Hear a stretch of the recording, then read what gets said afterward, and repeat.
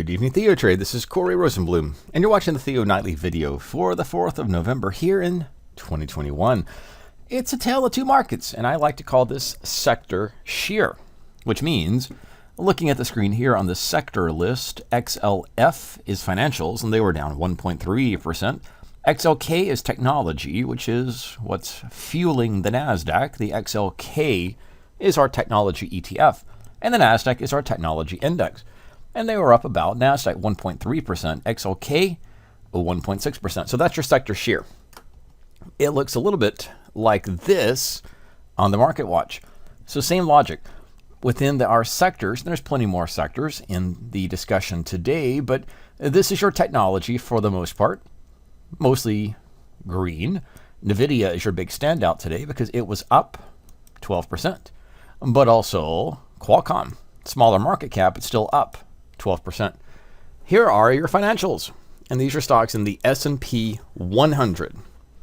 So all of your financials, despite being down 1.3%, XLK Technology being up 1.5%, these pretty much cross-check. And the math, when you add them up, turns positive. And it's even more pronounced when you look at the Nasdaq. So these are the market cap stocks, and the larger the market cap, and the greater the percent gain or loss, the greater the impact on the Nasdaq, and to a lesser extent the S&P. So that's why we have this picture, which is a opening and trend to the upside in the Nasdaq. Similarly, we have a gap and a trend day. This is our 1-minute intraday chart, and over here is the 5-minute, just highlighting the strength in the technology sector in general. And that's if you're bullish. That's what you want to see. But let's say you're bearish. Well, you want to see the financials down on the session, and they were. They were down, I think, at one point about just about 2% or greater. Had the end of day rally. So if you wanted to see a bear type of sell side activity, it was in the financial sector, which is a large part of the market. But that was cross-checked by the strength in technology. So that's where we are in today's session. Crude oil was, just while we're on the intraday chart, was down today a little bit, roughly 2%. Gold was up on the session. Again, 5-minute chart, intraday chart.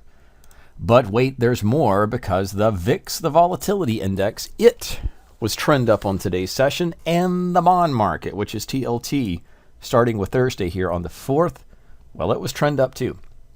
So you scratch your head a little bit there and ask, what is going on? Bond prices up. We can actually take a look also at the dollar index. That's our DXY.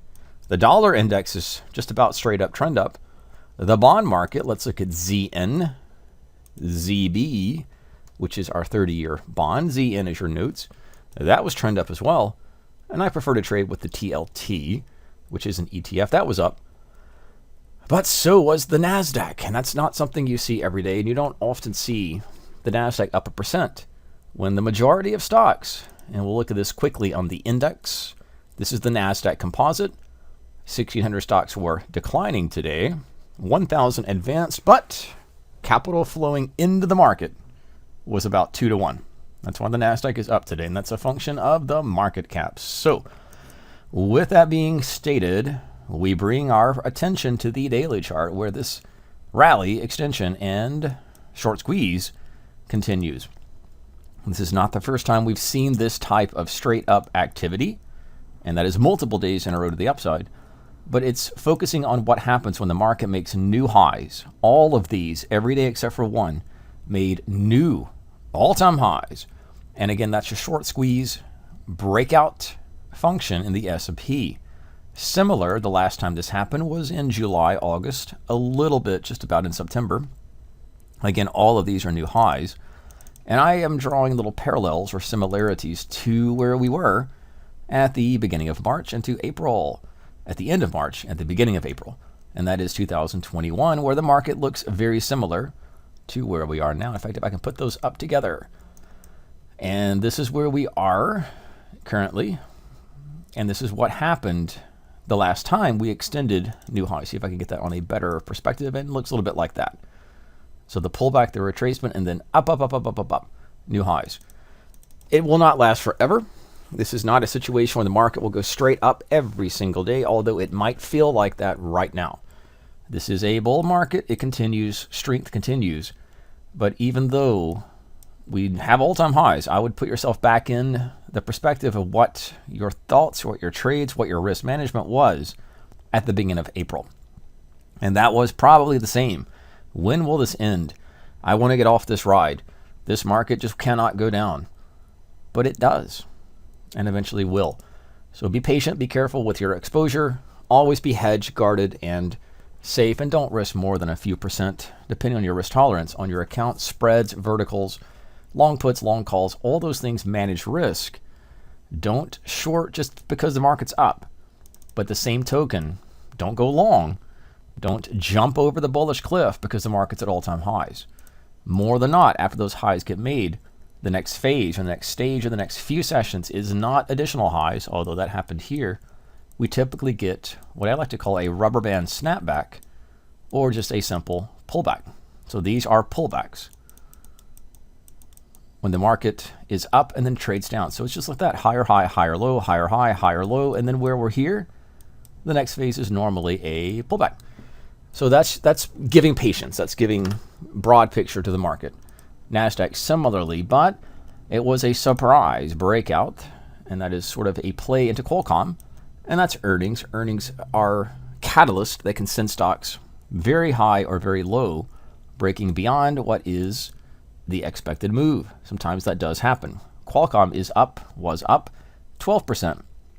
That was on earnings, but Nvidia continues to extend that uptrend. And that brings us to our conversation about strong stocks getting stronger, and what I highlight in the reports, some of the trades, the swing trades, and of course the evening videos. So the thought process on these strong stocks getting stronger are that they tend to make higher highs, but not like this, not straight up. There are no opportunities to buy a market that is straight up. We do so on pullbacks, retracements, and mitigate or manage risk.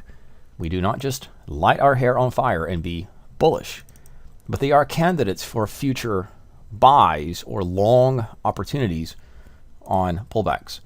This is only one strategy. This is not the only strategy to trade the market, but it does play off of scans. One simple function is identifying that which is strong now, and that's considered a momentum chasing or a trend following or retracement strategy. And what's strong now tends to get a little bit stronger in the future. So these new 52-week high scans, which I show almost every video, these are candidates for that type of logic. Other trades, other stocks, other markets are more range-bound or even downtrending. But this is trend continuity, buying pullbacks, and managing risk, not buying all-time highs. Some of the stocks, I list them on a scan in the S&P 500, which are stocks making new highs. And 76 of our S&P 100 candidates are joining the market or outperforming the market at, most cases, all-time highs.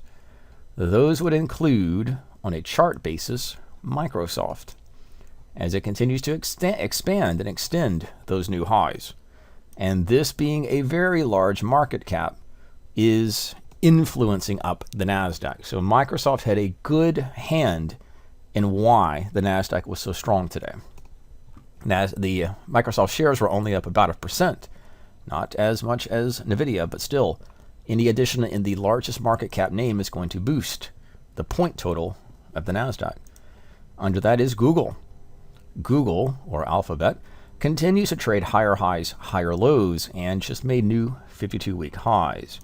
Tesla is, of course, a very strong stock that is just very difficult to short, but on the same token, is extremely difficult to go long unless it is with short-term, very intraday plays or short-term duration positions, intraday only, because the risk is so high for a pullback.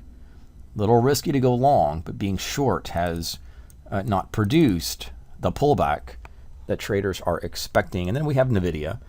Not surprising because it was one of the strongest stocks in the S&P today, of course, in the Nasdaq. And that is let's go to our weekly chart right here. And that's a strong stock getting stronger over multiple years. And that's playing out on the shorter term, the daily chart. And that new high was a violent short squeeze. We also have Adobe, not the most strong trending candidate, but still is at its new high. Salesforce.com as it loads, and Nike, just to name a few. So this is our weekly perspective. Over here is the daily chart. I like to trade off the daily chart, but let the weekly chart identify and provide the trend. And we can see other stocks in the list, which include TMO, Accenture, that continues to trend up, that continues to make my list, and Merck, MRK, and then of course we'll finish with Costco. Other stocks are in play, other stocks are making highs, but again, this is only one perspective, one trading strategy. Other markets, other ways to trade, including fading or selling premium or other techniques, are playing. And these would not be done in stocks that are strong, getting stronger. But that's what the scan and the logic is playing out. And we're just getting a rapid extension of the upside. But once again, this is not unprecedented. This is similar to earlier in 2021, and it will not last forever. As always, be careful and safe. This is Corey Rosenblum with tonight's Theo video update for November 4th, 2021.